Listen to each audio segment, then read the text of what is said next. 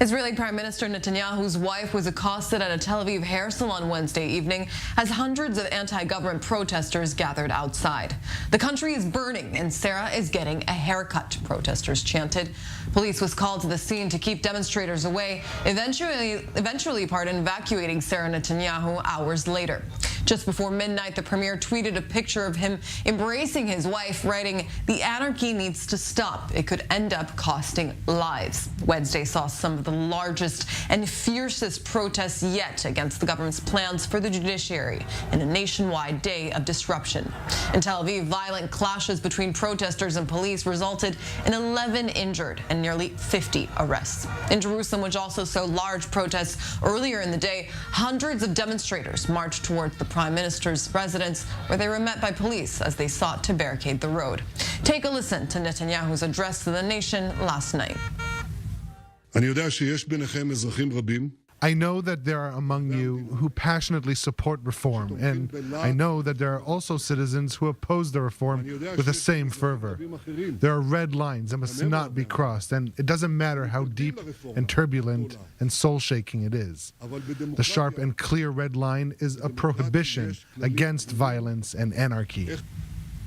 The U.S. says Finance Minister Batya Smotrich called to, quote, wipe out the Palestinian town of Hawara amounts to incitement to violence and has urged Prime Minister Netanyahu to reject the comments by his senior coalition partner.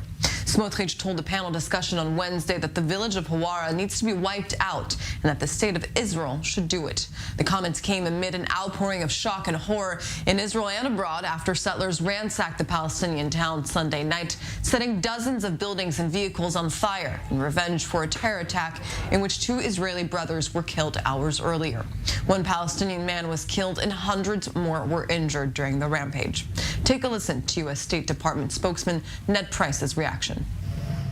These comments were irresponsible, they were repugnant, they were disgusting, and just as we condemn Palestinian incitement to violence, we condemn these provocative remarks that also amount to incitement to violence. We call on Prime Minister Netanyahu and other senior Israeli officials to publicly and clearly reject and disavow these comments. We condemn, as we have consistently, terrorism and extremism in all of its forms, and we continue to urge that there be equal measures of accountability for extremist actions, regardless of the background of the perpetrators or the victims.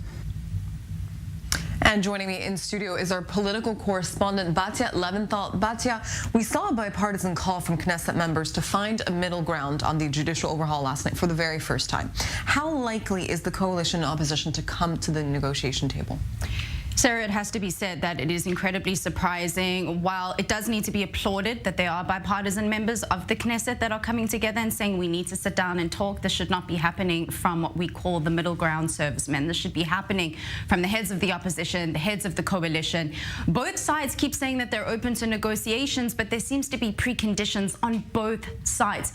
The opposition is saying that we are not entering any kind of negotiations, any kind of talks with the coalition until the Knesset closes down, or at least until the judicial overhaul legislation is at least put on hold for the time being, because that is where they draw their issues from. So there's no point in having a negotiation about something if they're going to continue pushing it through.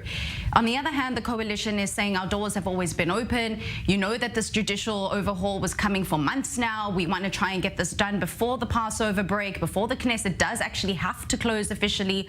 So come and talk to us. So there almost seems to be this kind of knock-on effect that it is just impossible for either side to want to sit down without preconditions. Right. And the fact that we now have people like Danny Danon, who is inside the Likud party, coming to the table and saying, okay, this is becoming a bit insane. We need to sit down and talk.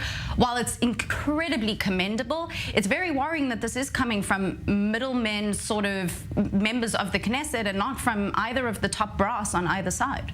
Batya, we heard Netanyahu's address to the nation last night in the aftermath of the mass protests that turned violent in Tel Aviv, comparing the clashes between protesters and police in Tel Aviv to the riots that happened in Hawara. What are some of the reactions to that comparison coming out of Israel today? There was no doubt an interesting comparison there, and I think it depends really very much on which side of the spectrum you're on. And again, that could be seen as just adding to the division and the polarization that's being sowed in Israeli society. What happened in Hawara is one issue and one attack that was done by a sect of extreme far-right settlers, if you will, that were under the auspice of Smotrich, someone like Itamar Ben-Gvir, the finance minister and the national security minister, going into a town and setting cars and homes alight as sort of a revenge stake for the killing of two innocent West Bank settlers as well.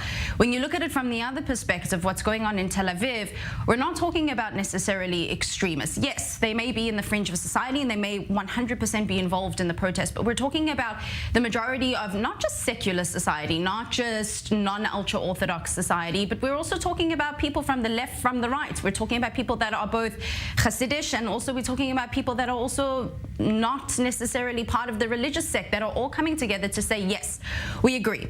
There is an issue with the judicial process in this country. It needs to be changed. How the government is going about changing it is the issue that we don't happen necessarily to disagree on. I think comparing the two incidents may not have really boded well in Netanyahu's favor. I think there was a need to address possible negotiations. As the head of state, it should be his responsibility to try and calm the tensions, even though he keeps putting that on the opposition. At the end of the day, the opposition is not in the office. They are not in power.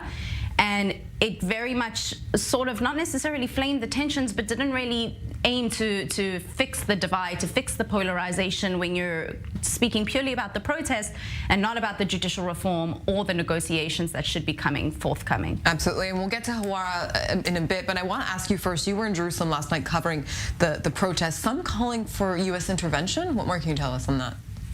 There were countless signs and placards that we were seeing saying, Joe Biden, come and help us. We need the United States' intervention. Again, we have to remember any sovereign nation, when the global world order was set up after 1945, after World War II, there was almost an unwritten pact between every sovereign nation in the world that people and countries do not get involved in another state, another independent state, internal or domestic affairs. The fact that you now have Israelis calling on the United States to help shows two things. Firstly, it shows the hopelessness and despair, that they don't believe that their government is listening to them to the point that they need to reach out to another government. But it also shows how dependent Israel is on the United States. It's a country that has our backs from a support system metaphorically, but also literally, in the sense of providing hundreds of billions of dollars in aid, defense, any kind of bilateral ties that you can possibly think of are so intertwined between Israel and the United States. So the fact that we were seeing this last night was relatively disturbing, in the sense that Israelis feel that their government themselves, whether on the opposition or the coalition, is so busy fighting against one another, they're not listening to the people on the ground, to the point that they need intervention from the United States, something that you don't normally see in sovereign countries. This is something that you normally see in countries that don't have much democracy, that don't have very much any kind of independence. There's almost an authoritarian regime, or at least some kind of controlling position in place. Batya Levinthal, thank you very much for that breakdown this morning.